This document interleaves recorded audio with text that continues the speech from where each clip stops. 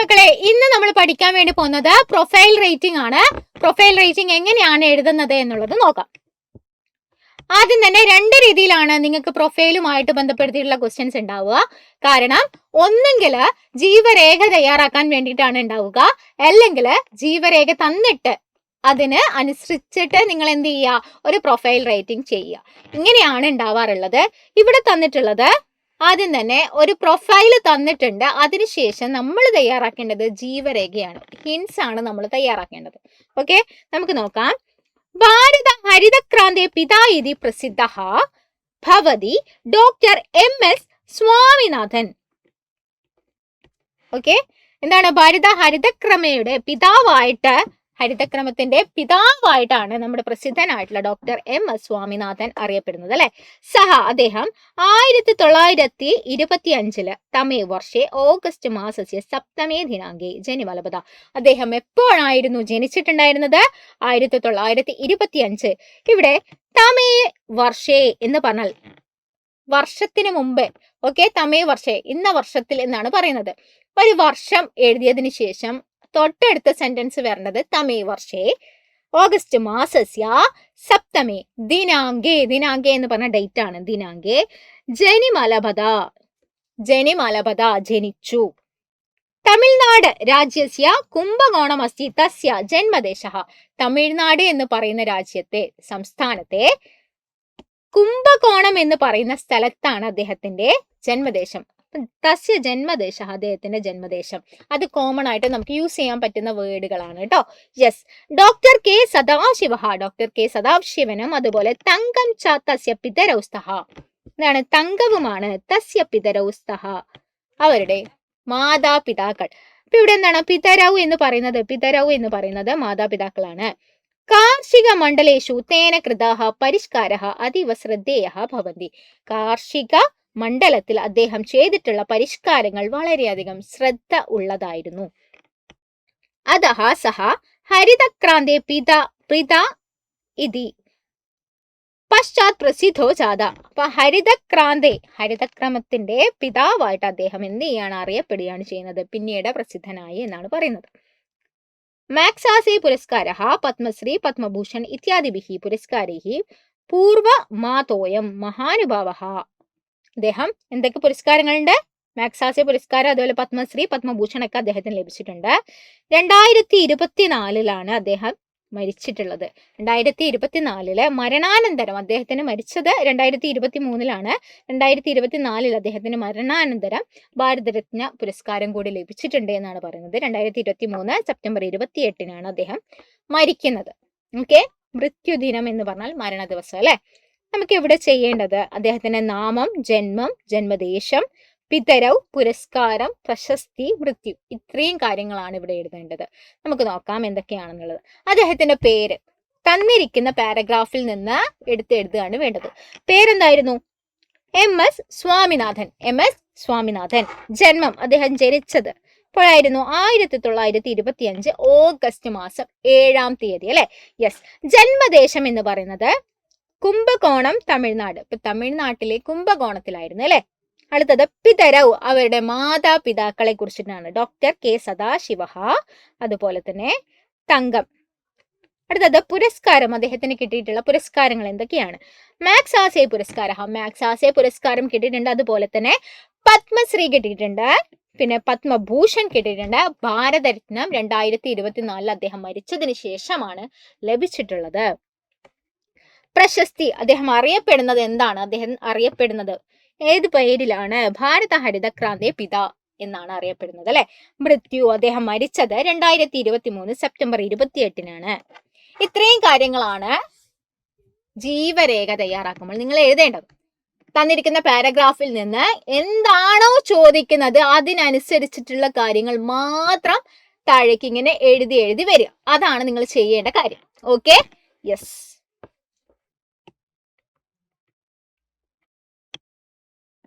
അതുപോലെ തന്നെ മറ്റൊരു ജീവചരിത്രം കൂടി ഇവിടെ കൊടുക്കുന്നുണ്ട്. ആ ഒരു ഭാഗം കൂടി നമുക്ക് വായിക്കാം. ഇനി അടുത്തതായിട്ട് പറയാൻ വേണ്ടി പോകുന്നത് ഒരു സ്ത്രീയുടെ പ്രൊഫൈൽ എങ്ങനെ എഴുതും എന്നുള്ളതാണ്. നമുക്ക് നോക്കാം. ഹരിപ്പാട് മഹാദേവ മന്ദിരസ് സമീപസ്ഥി ചൊംപ്രോൽ മഠേ 1000 1889 തമേ വർഷേ അംബാദേവി തമ്പുരാട്ടി ജനിമലവത. അപ്പൊ 1889 ഹരിപ്പാട് മഹാദേവ മന്ദിരത്തിലെ സമീപത്തുള്ള ചെംപ്രോൽ മഠയിലെ ചെംപ്രോൽ മഠത്തിലാണ് ആര് ജനിച്ചിട്ടുള്ളത്? നമ്മുടെ അംബാദേവി തമ്പുരാട്ടി ജനിച്ചിട്ടുള്ളത്. അസ്യാഹ പിത, അവളുടെ പിതാവ്. അസ്യാഹ, ഓക്കെ, അസ്യാഹ പിത കോട്ടയം നാട്ടക്കത്ത് ഏലങ്ങല്ലൂർ കൃഷ്ണൻ നമ്പൂതിരി, മാതാ കുഞ്ഞിക്കുട്ടി തമ്പുരാട്ടി ച ആസ്താം. ഇവിടെ ച ആസ്താം എന്നുള്ളത് നമുക്ക് കോമൺ ആയിട്ട് യൂസ് ചെയ്യാം കേട്ടോ. ചെപ്പാട്ട് രാമവാര്യർ, കല്ലംപള്ളി വിഷ്ണു നമ്പൂതിരി ഇത്യേതയോഹോ ശിക്ഷണേ സ കാവ്യനാടകാലങ്കാരാധീനി ആശിഷത. എന്താണ് പറയുന്നത്? ആരൊക്കെയായിരുന്നു അദ്ദേഹത്തിന്റെ ഇവരുടെ ഗുരു എന്ന് പറയുന്നത്? ചെമ്പാട്ട് രാമവാര്യരും അതുപോലെ കല്ലംപള്ളി വിഷ്ണു നമ്പൂതിരി ആയിരുന്നു. ഇവർ രണ്ടുപേരാണ് ഇവരുടെ ടീച്ചേഴ്സ്. ഓക്കെ. ബാല്യേ കവിതാരചനാ പാടവം പ്രകടിതവതി സ കൈരള്യാം സംസ്കൃതേച്ച കവിതാരചനാസു സമർത്ഥ ആസിത്. അപ്പം ചെറിയ കാലത്ത് തന്നെ, കുട്ടിക്കാലത്ത് തന്നെ കവിതാരചനയിലൊക്കെ പ്രകടിപ്പിച്ചിട്ടുണ്ട്. നല്ല ഒരു കഴിവ് പ്രകടിപ്പിച്ചത് കൊണ്ട് തന്നെ എന്താണ്, മലയാളത്തിലും സംസ്കൃതത്തിലും ഒക്കെ തന്നെ അവര് വളരെ സമർത്ഥമായിട്ട് കവിതകൾ എഴുതിയിരുന്നു. ഭാഷാന്തരീകരണോപി അസ്യാഹ അത്യധിക അഭിരുചി ആസ. അപ്പൊ ഭാഷയുടെ കാര്യത്തിൽ അവര് നല്ലൊരു പ്രാവീണ്യമുള്ള ആളായിരുന്നു എന്നർത്ഥം. തയാ മേൽപ്പത്തൂർ നാരായണ ഭട്ടപാദയ അഷ്ടമി പ്രബന്ധ കൈരള്യാം അനുദിത. അവരെന്ത് ചെയ്തിട്ടുണ്ട്? മേൽപ്പത്തൂർ നാരായണ ഭട്ടപാദന്റെ അഷ്ടമി പ്രബന്ധം, 8 പ്രബന്ധങ്ങളൊക്കെ മലയാളത്തിലേക്ക് വിവർത്തനം ചെയ്തിട്ടുണ്ട്. ഏവം മാനവിക്രമ എട്ടൻ തമ്പുരാൻ മഹാഭാഗേന കൈരള്യാം വിരചിതം ദശകുമാരചരിതം തേനൈവ നാമ്ര സ സംസ്കൃതെ അനുദിതവതി. ഇപ്പൊ എന്താണ്? മാനവിക്രമ എട്ടൻ തമ്പുരാന്റെ മാനവിക്രമനായിട്ടുള്ള ഏട്ടൻ തമ്പുരാന്റെ മഹാഭാഗ കൈരള്യാം വിരചിത, അദ്ദേഹം മലയാളത്തിലേക്ക് രചിച്ച ദശകുമാരചരിതം എന്ന് പറയുന്ന പുസ്തകം അല്ലെ, അത് എന്ത് ചെയ്തിട്ടുണ്ട്? സംസ്കൃതത്തിലേക്ക് വിവർത്തനം ചെയ്തതും ഇവരായിരുന്നു. ദേവീസ്തുതി നാമ സ്ത്രോത്രകാവ്യാനി, ദേവീസ്തുതി എന്ന് പറയുന്ന സ്ത്രോത്രകാവ്യം അനയ വിരചിതം ദൃശ്യതേ, ഇവരാണ് രചിച്ചിട്ടുള്ളത് എന്നാണ് അർത്ഥം. ഇവിടെ നാമ ജന്മ പിതരൗ കൃതയ, ഇത്രയും കാര്യങ്ങളാണ് ഇവിടെ ചോദിച്ചിട്ടുള്ളത്. അത് അതുപോലെ എന്ത് ചെയ്യുക, എടുത്തിട്ട് മുകളിലുള്ളത് എടുത്തിങ്ങോട്ടേക്ക് എഴുതുക എന്നുള്ളത് മാത്രമാണ്. ഇവിടെ അവാർഡുകളൊന്നും കിട്ടാത്തത് കൊണ്ട് തന്നെ അവാർഡുകളൊന്നും എഴുതേണ്ടതായിട്ടില്ല. ഓക്കെ. എന്താണോ നിങ്ങൾക്ക് ഇവിടെ തന്നിട്ടുള്ളത് അത് മാത്രമേ നിങ്ങൾ എന്ത് ചെയ്യേണ്ട ആവശ്യമുള്ളൂ, എഴുതേണ്ട ആവശ്യമുള്ളൂ. Okay, yes. ഇനി അടുത്തതായിട്ട് നിങ്ങൾക്കൊരു പ്രൊഫൈൽ റൈറ്റിംഗ് അല്ലെ, അടുത്തതായിട്ട് പ്രൊഫൈൽ റൈറ്റിംഗിൽ എന്തൊക്കെ കാര്യങ്ങളാണ് ഉൾപ്പെടുത്തേണ്ടത് എന്നുള്ളത് പറയാം. ഒരു പ്രൊഫൈൽ എഴുതുന്ന സമയത്ത് ആദ്യം തന്നെ നിങ്ങൾ ചെയ്യേണ്ടത് ഒരു ഹെഡ്ലൈൻ കൊടുക്കണം. ഒരു ഹെഡ്ലൈൻ നിർബന്ധമായിട്ട് നിങ്ങൾ കൊടുത്തിരിക്കണം. ആ ഹെഡ്ലൈനിൽ ആരുടേതാണോ പ്രൊഫൈല് അവരുടെ പേര് കൃത്യമായി കൊടുത്തിരിക്കണം. ഓക്കെ. അതിനുശേഷം നിങ്ങൾ ചെയ്യേണ്ടത്, പേര് നമ്മൾ എഴുതുന്നു, അതിനുശേഷം ഇയർ ആണ് എഴുതുന്നത്. എത്രയാണോ ഇയർ, ഇപ്പൊ 2000 ആണെങ്കിൽ 2000 എന്ന് എഴുതുന്നു. തമേ വർഷേ, എന്താണ് എഴുതേണ്ടത്? തമേ വർഷേ, ഇന്ന വർഷം. ഇപ്പൊ ജൂലൈ ആണെങ്കിൽ ജൂലൈ മാസസ്യ, ഓക്കെ, ജൂലൈ മാസസ്യ അഷ്ടതമേ ദിനേ, ഇന്ന ദിവസം അല്ല, അഷ്ടതമേ ദിവസേ അല്ലെങ്കിൽ അഷ്ടതമേ ദിനേ. പിന്നെ പ്ലേസ് ആണ് എഴുതേണ്ടത്, ജനിച്ച പ്ലേസ്. ഇപ്പൊ കണ്ണൂരാണെങ്കിൽ കണ്ണൂർ ദേശീയ ജനിമലപത എന്നെഴുതുക. ജനിമലപത എന്ന് പറഞ്ഞാൽ ജനിച്ചു. തസ്യ പൂർണ്ണനാമ, അവരുടെ പൂർണ്ണമായിട്ടുള്ള പേര് എന്താണോ, ഇപ്പൊ ഫാത്തിമ എന്നാണെങ്കിൽ ഇപ്പൊ ഫാത്തിമ. ഓക്കെ, അവരുടെ ഫുൾ നെയിം എഴുതി കൊടുക്കുന്നു. അതിനുശേഷം തസ്യ മാതാ എന്ന് എഴുതുന്നു, മാതാവിന്റെ പേര് എഴുതുന്നു. അതിനുശേഷം അച്ഛന്റെ പേര് എഴുതുന്നു. ഫാദർ ആണെങ്കിൽ അച്ഛന്റെ പേരെന്താണോ അത് എഴുതുന്നു. അതിനുശേഷം എഴുതേണ്ട ഒരു കാര്യമാണ് ച ആസ്താം, ആയിരുന്നു, അവരായിരുന്നു. ച എന്നുള്ളത് നിർബന്ധമാണ് കേട്ടോ. ച ആസ്താം. പിന്നെ സഹ ഡേഷ് പുരസ്കാരേണ പുരസ്കൃത ഭവന്തി, എന്താണ്? ഡേഷ് പുരസ്കാരേണ പുരസ്കൃത ഭവന്തി എന്നാണ് കേട്ടോ. ഇന്ന പുരസ്കാരങ്ങളൊക്കെ ലഭിച്ചിട്ടുണ്ട്, പുരസ്കൃത ലഭിച്ചിട്ടുണ്ട്. പുരസ്കാരങ്ങളുടെ പേരുകളാണ് അവിടെ വേണ്ടത്.